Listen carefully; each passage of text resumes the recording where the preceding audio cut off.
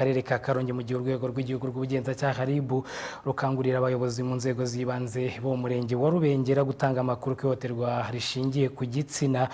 Kuri ubu hari bamwe mu baturage bavuga ko nabo ubwabo bahohoterwa nabo bashakanye ariko nyamara ngo bakicecekera bakaryumaho. Reka twakire Jeanne de Ndayisaba ku bindi.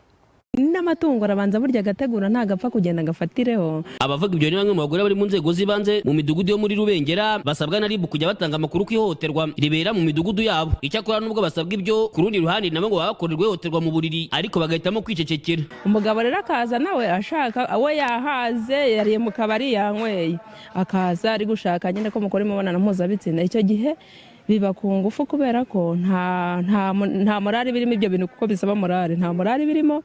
Ubwo ugasanga bikoze ku ngufu ugira ngo wikize nyine urebe ko wakwiryamira ariko ukabona ni ihohoterwa ukavuga ati ibi bintu ntago najya kubivuga hanze kuko biza bimeze gutya ugahitamo kubyihorera ariko bikaba. Abashaka ngo umugore atege amushyire mu rwo rutoki. Cyabayeho rwose gutya ku muntu duturanye. Ni kuko urumva ko nawe yambishyize hanze bimaze kumurenga bigeze. Ntirenganya Jean Claude mw'ishami rishinzwe gukumira ibyaha mu rwego rw'ubugenzacyaha RIB avuga ko kutabivuga ari ikibazo gikomeye kuko ngo bituma iryo hohoterwa ritamenyekana nyamara ari icyaha cyakagombye kuba gihanwa n'itegeko. Ushaka gukoresha imibonano mpuzabitsina uwo bashakanye we atabishaka nawe bigize icyaha gihanwa n'amategeko. Mu by'ukuri harimo guhohotera uwo mwashakanye bifitanye isano n'imibonano mpuzabitsina kuko imibonano mpuzabitsina ikorwa ku bushake bwa babiri ntabwo ikorwa ku bushake bw'umuntu umwe.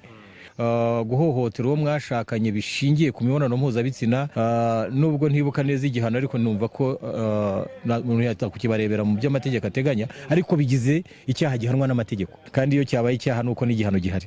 Wa wundi uvuga ngo amakuru sinajya kuyatanga ntazaba ko ari ngewe byaturutseho ntacyo byaba bitwaye. Uzirinde ko icyaguturuka hari kibi ariko icyaguturuka igihe hari cyiza ni byiza. Abahohoterwa muri ubwo buryo bavuga ko baceceka kubera umuco utabemera kuvugira habona ibyo mu buriri, bamwe bagasanga batabasha kubiregera. Nyine ni wa muco nyarwandakazi wo kuvuga ngo ntago washyira umugabo hanze wamba mugiye kwiteza abantu nyine ukabyihorera. Tuhohoterwa mu ubwo buryo barahari nk'ubwo nanjye navuga ko muri ibyo nahohotewe ariko mu guhohoterwa sinabigira iremere kudashaka guta umuco n'ubundi kujya muri leta no kurushya abayobozi pe. Mutoni wa Sofia ushinzwe kurwanya ihohoterwa rishingiye ku gitsina mu ishami ry'umuryango w'abibumbye ryita ku bimukira riri gufatanya na RIB mu bukangurambaga bugamije kurwanya iryo hohoterwa, aha arasobanura imiterere y'imibonano mpuzabitsina itarimo ihohoterwa hagati y'abashakanye. Abantu rero kuba bagitinya kuvuga numva bishingiye kuri wa muco. Hari umuco wo kutavuga ntimene indaro, wa muco kuvuga ngo reka mbiceceke abantu batamenya uburyo mbangamiwe, ariko ni byiza ko abantu babivuga kugira ngo bafashwe kuko inzego zirahari. Imibonano mpuzabitsina itarimo ihohotera ni imibonano mpuzabitsina yaganiriweho, icyo magambo y'icyongereza twita a consent. No kuvuga ngo hagomba kubamo ubushake ku mpande zombi.